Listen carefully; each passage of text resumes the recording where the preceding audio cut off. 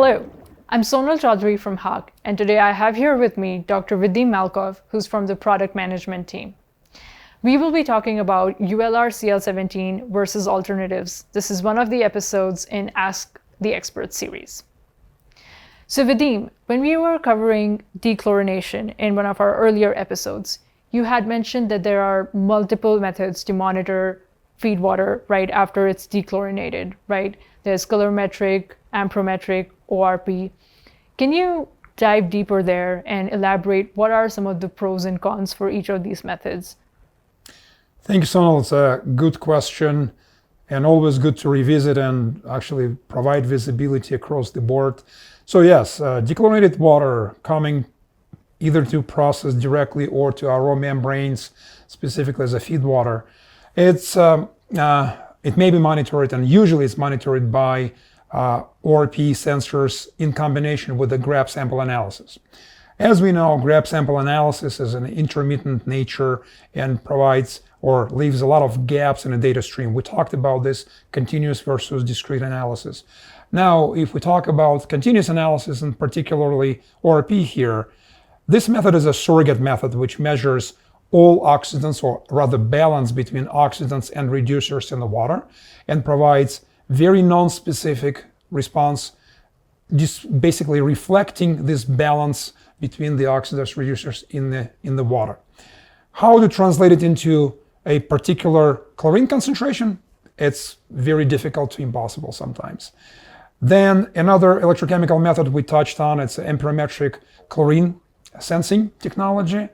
It's a little more, say, selective, but it's not specific to chlorine species as well.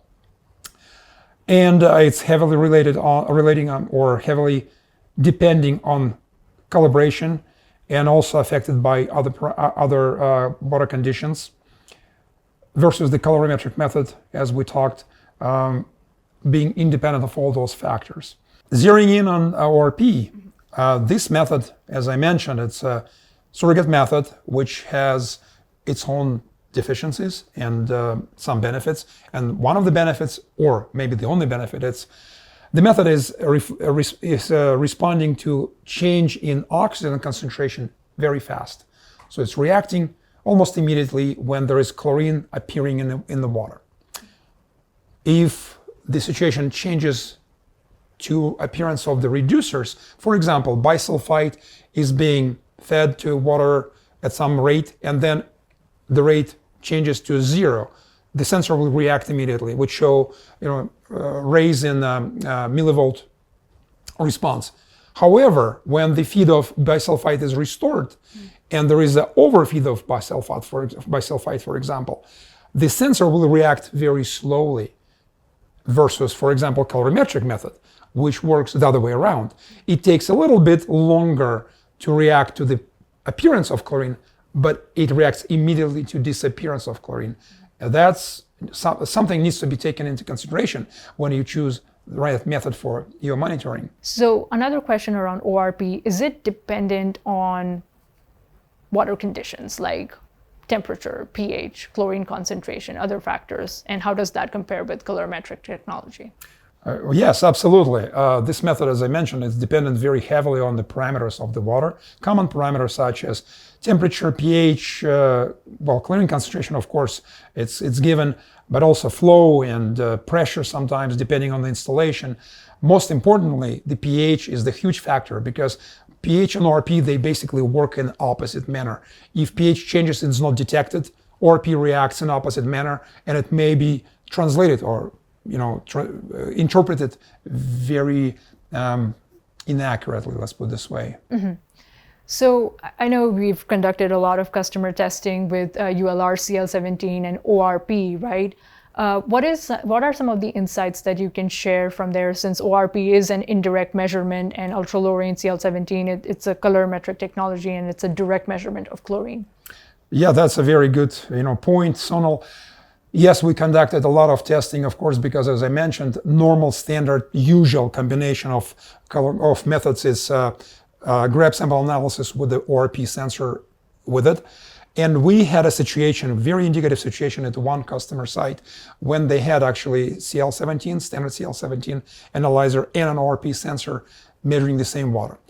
And they tried to correlate the output of ORP in millivolts with a direct measurement of CL17 analyzer. When I looked at the data, I discovered that the minimum and the maximums were totally messed up. For example, minimum and maximum of ORP readings did not really match the minimum and maximum of concentration, chlorine concentration measured directly at the same time. Moreover, when I tried to correlate this backwards, it was completely wrong. So from that standpoint, ORP method could not be really used very frequently, if not to say ever, to translate into chlorine concentration. It's all very indirect, very relative change. It shows you fast appearance of chlorine again. So change may be trending, but never accurate measurement. How about how ultra-low range or CL17 compares with amperometric technologies? With amperometric technology, the major differentiator is, of course, calibration dependency, but also, which is very important, with amperometric sensors, they're not created equal, and there are different, say, subsets of this technology, and some of the sensors may suffer so-called sleeping effect when they're exposed to absence of chlorine for a long time. And absence of chlorine in dechlorination applications, it's absolutely standard situation. And if it's, for example, it can be exposed to absence of chlorine for a day or 2 days, and then to return back to normal operation, it requires hours sometimes. So there are multiple reasons for amperometric technology to not be accurate, other than just dependency on the calibration. There is influence of various factors, including chlorine concentration itself and pH, etc. Even if it's compensated, it's still a factor. What other factors affected? Just chlorine concentration, pH, what other factors? pH, flow, temperature, depending on the sensor design, flow, temperature, sensor fouling maybe an effect. So basically, if there are total suspended solids in the water, but biofouling is one of the biggest factors, as a matter of fact, in dechlorination applications, because there is no chlorine present, nothing really to confront the bacteria or prevent it from growing. Biofouling where? Biofouling on the sensor surface itself. Which affects the readings. Which will affect the readings eventually. Okay. So going back to just focusing on calorimetric technology, seems like if you want accurate readings, calorimetric technology is a pretty good choice for our customer. If not the only choice. If not the only choice, right? Because it's direct, it doesn't depend on some of the other factors like you mentioned, pH, temperature. So we have ULR-CL17 with Hach, right? ULR-CL17, CL17SC, and then there are some competitor analyzers out there in the market. So how does ULR-CL17SC compare with some of the alternatives within the colorimetric technology space? That's a good question. And the thing is, I may have mentioned it in an earlier podcast, the published specifications are not always complete across the board. So in general, colorimetric technology is a very stable technology which relies on the physical law to measure a response of the sensor or of the instrument to chlorine concentration based on the intensity of the color developed with a DPD indicator solution. However, when you compare, you rely on the published specifications. It's not always available because yes, there are several manufacturers in the market which provide such instrumentation, and it's not always available to compare apples to apples and to understand the performance. So from that standpoint, ULR CL17SC stands out because we do have very rigorously tested specifications which we publish for this instrument, and even on the conservative side, they provide very, very low numbers for limit of detection is 8 ppb or micrograms per liter, and limit of quantitation is about 3 times higher, it's about 24 ppb.